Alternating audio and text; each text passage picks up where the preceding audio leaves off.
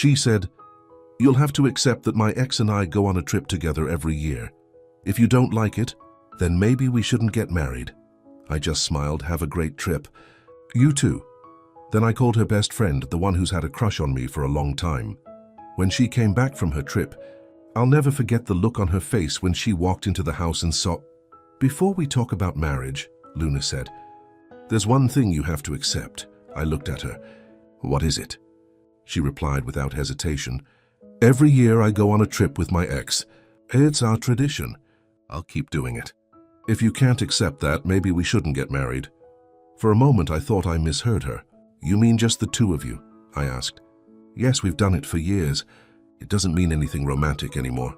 It's just something we do." I nodded slowly. "And you expect me to be fine with that?"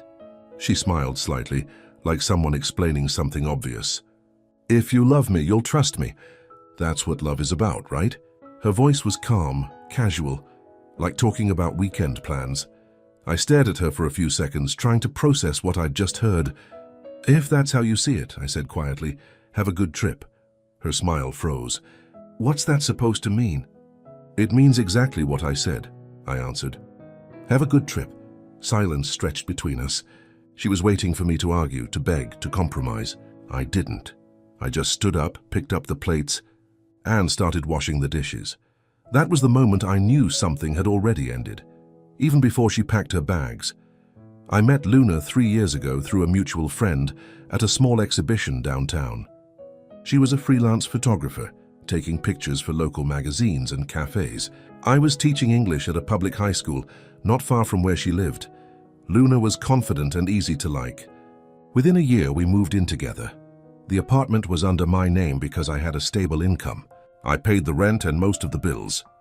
Luna handled groceries, cleaning, and sometimes helped with small home projects. She called it balance, and I agreed.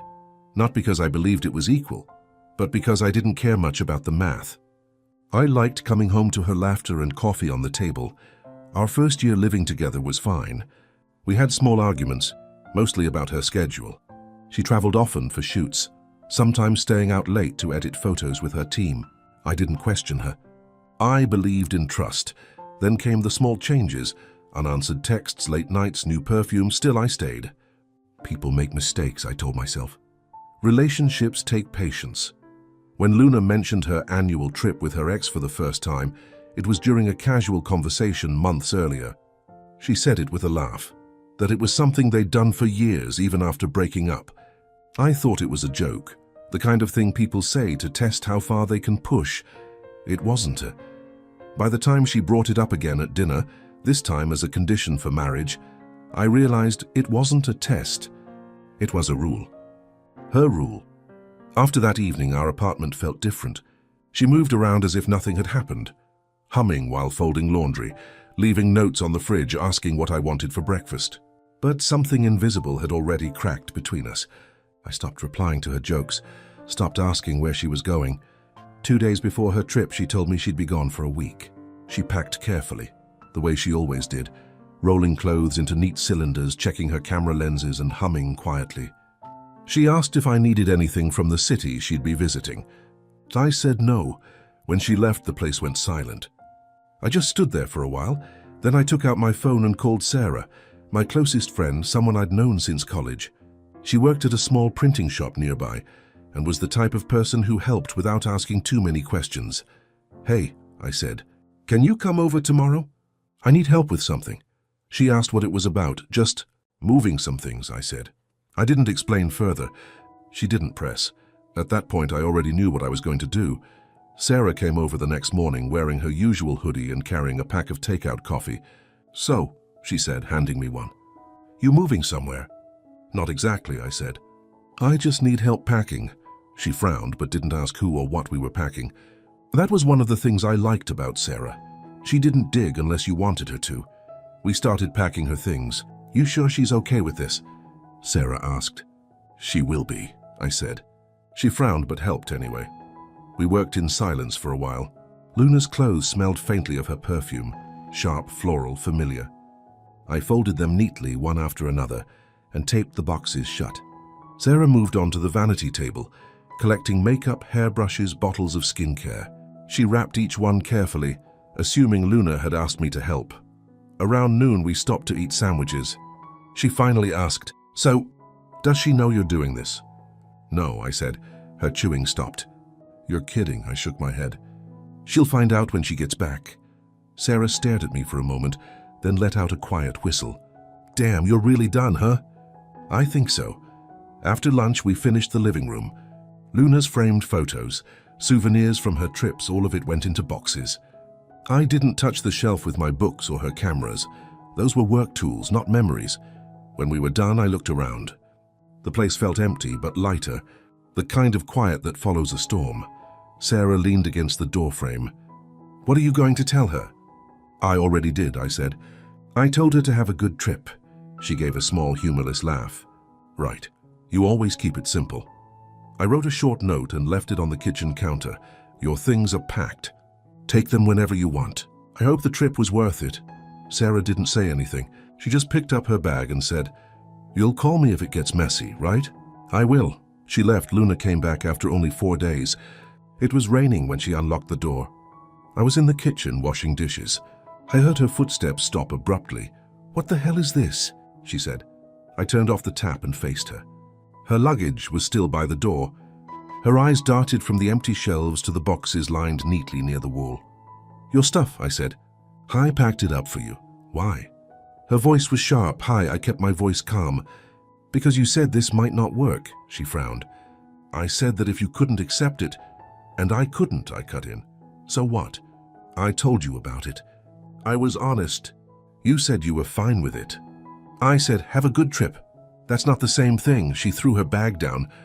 "You're unbelievable. You act like you're so calm, so reasonable, but this—" She gestured wildly around the room. "This is just petty." "Maybe," I said. "But it's done." Luna stepped closer, her tone dropping. "You think you can just throw me out? After everything?" I didn't answer. "This is my home too," she shouted. "You never paid the rent," I said, not unkindly. "It was never yours, Luna. You just stayed here." For a moment, she didn't speak. Then she laughed, short, bitter. "You're pathetic." "You couldn't handle a simple tradition." "You're insecure." "Maybe," I said again. Her voice cracked. "You'll regret this." I shook my head. "No, I already regretted staying." She glared at me for a long second, then began tearing the note on the counter into small pieces. After that, she grabbed one of the boxes, realized it was too heavy, and left it there. Luna stormed out without closing the door. Sarah came by that evening after I texted her. The boxes were still there. One night I caught myself waiting for her messages the way I used to wait for Luna's. That's when I knew something had changed. "She found out," I said. I guessed. She glanced around. "How bad?" "Not bad. Just loud." Sarah nodded, then sat on the couch. "You okay?" "Yeah, just tired." She looked at me for a moment, then said softly, "You finally did it, huh?" "Did what?" "Stopped making excuses for her." I didn't reply. I just sat there, staring at the empty space where Luna's plants used to be. The apartment smelled different now, cleaner, colder. The silence was loud, but it felt like relief. It wasn't joy or anger or sadness, just a quiet sense that something finally made sense again. Luna didn't come back the next day or the day after. Eventually, someone came to pick up her boxes while I was at work. She didn't leave a message. I didn't send one. After that, the apartment stayed empty, but peaceful, and for the first time in a long while, I didn't feel like waiting for anyone. 6 months passed. By then, she was just someone I used to know. Sarah and I kept in touch as usual. She'd stop by after work, sometimes bringing dinner, sometimes just to talk. There was nothing romantic, just an easy kind of company that didn't require pretending. One afternoon, while I was grading essays at school, I got a message from a friend who still worked with Luna on photography projects. "You heard about Luna's new guy?" I typed back, "No. She's dating some guy named David. Owns a small studio, pretty successful." "She looks happy, actually," I replied. "Good for her," and went back to my papers. But the stories kept finding me anyway. Then, almost a year after our breakup, Sarah came over on a Saturday night. We were cooking noodles in the kitchen when she said, "You're going to love this." "Probably not," I said. She laughed. "Fine, maybe you'll appreciate it. You know Luna's still doing her annual trip thing?" I stopped stirring. With the new guy? Apparently she tried, Sarah grinned. Told him about it. Said it's her tradition, that he has to trust her, blah blah. Guess what happened? What? He didn't argue. He just nodded, said okay. Then a few days later he found the ex, talked to him in person. Whatever he said must have hit hard, because that ex blocked Luna on everything and moved out of the city. I raised an eyebrow. Seriously? Seriously. The trip never happened. She went offline for a while after that. I didn't know what to say. I wasn't angry or amused. Mostly I just felt distant, like hearing about a story that used to involve me, now being told to someone else. Sarah watched me. You're thinking something, I shrugged. Just that some lessons arrive the hard way, she nodded. Yeah, and sometimes they show up late. We ate in silence after that. The noodles were overcooked, and the sauce was too salty, but it didn't matter. Later that night, after Sarah left, I sat by the window with a cup of tea. I thought about Luna. Not the fights or the packing or the silence, but the idea of her. How she always wanted to keep one door open while walking through another. I understood now that some people call it freedom when they really mean control. They test love by stretching it until it breaks, and then act surprised when it doesn't hold. I didn't wish her ill. I just hoped she'd finally learned the difference. Sarah and I stayed close. She was still the person I called when the sink leaked, when I burned dinner, when I needed to talk about anything and nothing. Eventually, she stopped knocking before coming over. She'd let herself in, bring groceries, complain about her boss, and fill the apartment with noise that didn't demand attention. It wasn't sudden, but at some point, the quiet between us changed.